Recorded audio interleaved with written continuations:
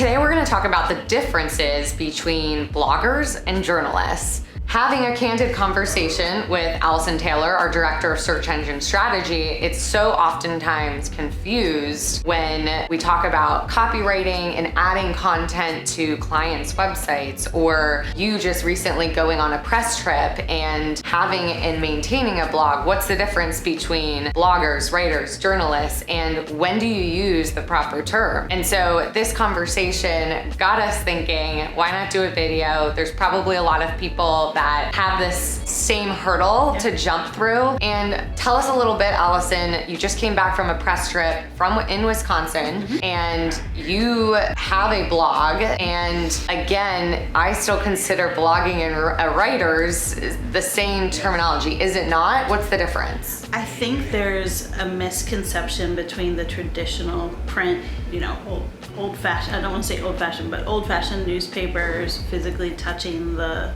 piece of writing that you're reading, and people that are, I don't even like to use the word blogger. I think online publisher is a better online publisher. Let's go with that. So we have found that there's a big gap between those who are doing the traditional publishing and the online publishing.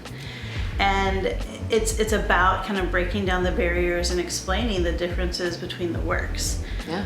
A lot of times we've found that a traditional journalist will be asked to go on a trip, and they'll go on the trip and try to find the story while they're there. I do a lot of legwork ahead of the time. Not to say that they're not doing a lot of legwork either. But the process is you're doing the legwork ahead of time. I go with the story that I know that I want to capture and try to get the pieces of information while I'm there for that. And if I can spin another story out of it as a result, then even better. It's like icing on the cake. Yeah. So when you talk about then the steps, so first of all, is it a blogger or journalist? We're gonna use online publisher for now, and that's our take. And then secondly, from a preparation standpoint, what are some of the things, or at least give us one trick of the trade from a preparation standpoint that you lean into prior to going on a press trip? Sure. So I know I do a lot of research about the destination ahead of time.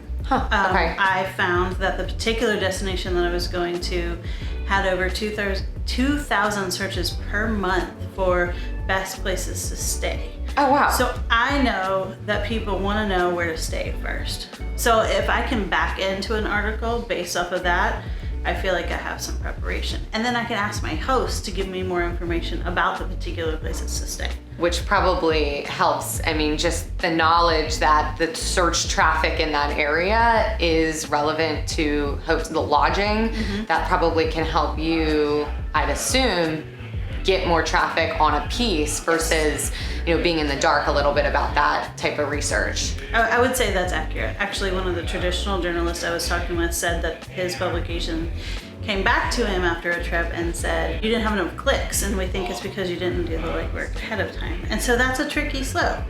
But on the flip side, while I might prepare that way for an article, I also prepare researching all the places that we're going, grabbing all of the social media handles, interacting while I'm there. So there's a lot of facets to online publishing. Social media, writing, the pictures, I mean, just the images that you get, and and not that this is a negative, but a lot of journalists, traditional journalists, use stock photos from the destination, which is fine, but I prefer to use my own because I want to say, hey, I took a really gorgeous picture, and I want to say, this is where I was, this is what time it was that I took this picture, so that the readers know that they can also go and see the same sorts of things. I have used stock photos once or twice and been asked, hey, where was this? And I didn't know the answer. So I want to go to the same spot that you had pictured here. So I want, and when I talk about my experience, I do it from a place of, I've done it before.